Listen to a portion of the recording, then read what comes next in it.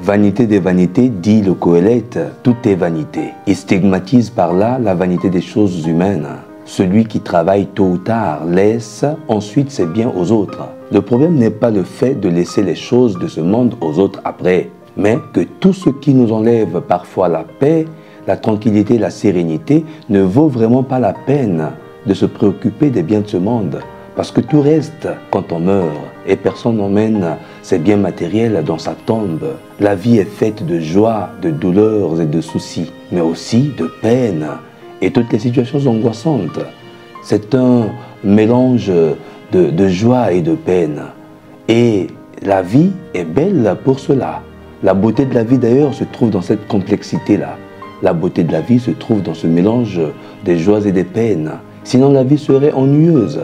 Et la vie est belle ainsi, et c'est la vie. Elle l'est plus encore, cette vie, elle est encore plus belle quand nous comprenons qu'au-delà de tout, seul l'amour demeure. L'héritage, par exemple, n'est pas une mauvaise chose. Les successions légitimes, testamentaires et nécessaires sont à promouvoir. Mais le fait de posséder ne doit pas surpasser la relation fraternelle dans l'accumulation égoïste des choses. Parce que la richesse peut devenir satanique ou diabolique quand elle est considérée comme la finalité de tout, une fin en soi, tenue exclusivement pour soi-même. À ce stade, elle trompe, sépare, ruine et tue l'homme et les relations humaines.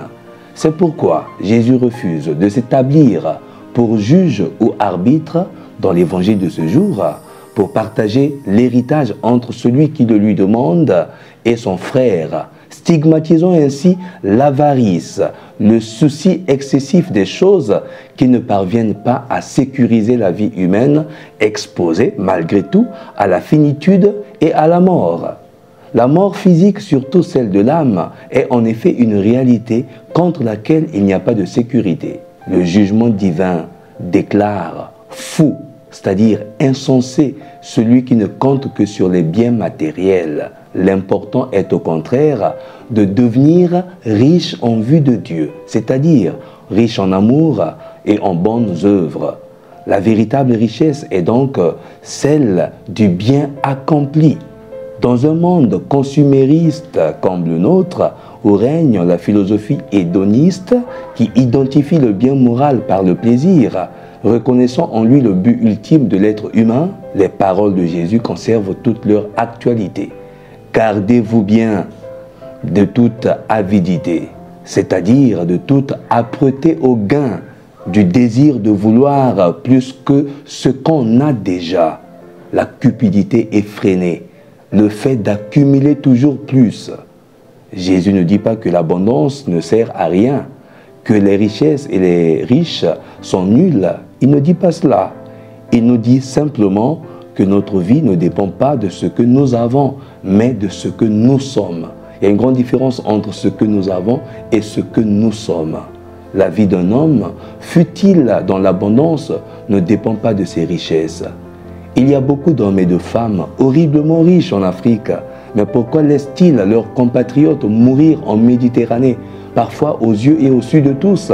On est insensible à la mort de l'autre, ceux qui meurent en Méditerranée, parce qu'ils quittent la misère, la disette, pour aller chercher le bien-être ailleurs, mais avec beaucoup de difficultés, et ils meurent, alors que nous avons des hommes horriblement riches en Afrique, nous avons des hommes horriblement riches dans nos pays, mais qui ne savent pas mettre à leur disposition les richesses que le Seigneur leur a données, pas pour eux-mêmes, mais pour les mettre au service des autres. Les hommes et les femmes riches comme Crésus sont aussi nombreux en Europe.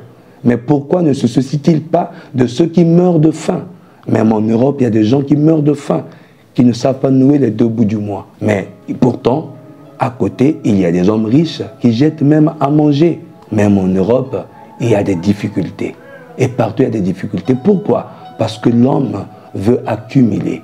L'homme veut tout avoir pour lui-même. L'homme vit d'individualisme notoire et d'égoïsme qui ne dit pas son nom. À cause de la cupidité, de l'égoïsme et de l'individualisme exagéré.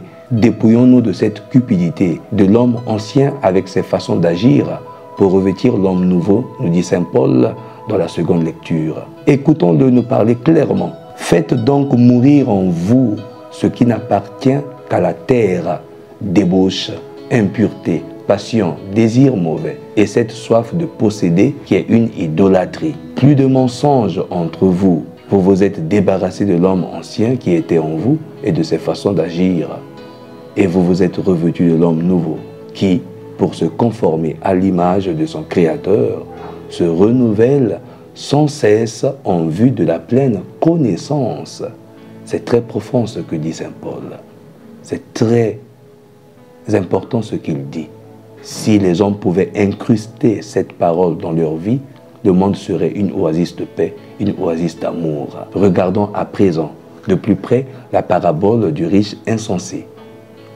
Et, comme dans un miroir, regardons-nous aussi nous-mêmes. Quelle belle chose l'abondante récolte de la terre introduit la parabole. Mais le raisonnement de cet homme est insensé. Le raisonnement de cet homme est insensé. Que vais-je faire? Car je n'ai pas de place pour mettre ma récolte. Cet homme dont le nom n'est pas donné dans l'Évangile, afin que chacun de nous et chacune de nous y mette son propre nom, ne voit aucune autre personne autour de lui. La richesse l'a bandé les yeux, il ne voit aucune autre personne, il ne voit que son propre nombril, parce qu'incliné sur son propre ventre égoïste. Et je dis à moi-même, je dis à mon âme, psyché en grec, je dis à mon âme, c'est-à-dire qu'il parle à son intériorité personnelle déjà corrompue, en ajoutant d'ailleurs un tas d'adjectifs possessifs. Je vais démolir mes greniers, j'en construirai de plus grands et j'y mettrai tout mon blé et tous mes biens. Des adjectifs possessifs qui expriment l'égoïsme, l'individualisme de cet homme qui ne pense qu'à lui-même, à son moi personnel. Alors, je me dirai à moi-même, te voilà donc avec de nombreux biens à ta disposition pour de nombreuses années. Repose-toi, mange, bois, jouis de l'existence. En fait, si tu accumules trop de biens pour toi seul, en vérité, ce n'est pas toi qui possèdes des biens, mais ce sont eux qui te possèdent. Au lieu de posséder les biens, nous sommes possédés par les biens, accumulés égoïstement. Mais la vie, aujourd'hui, notre monde se meurt à cause de ces attitudes-là, à cause de cet égoïsme, à cause de cet esprit d'accumuler et ne jamais partager avec les autres. Au lieu de posséder parfois les biens en vue de faire du bien, nous sommes possédés par les richesses et donc obnubilés. Nous sommes perdus dans la marée de nos richesses. Ce sont les biens, évidemment, qui tuent en toi et en chacun de nous la vraie humanité, l'amour sincère et le bonheur. Tu es fou, lui dit Dieu.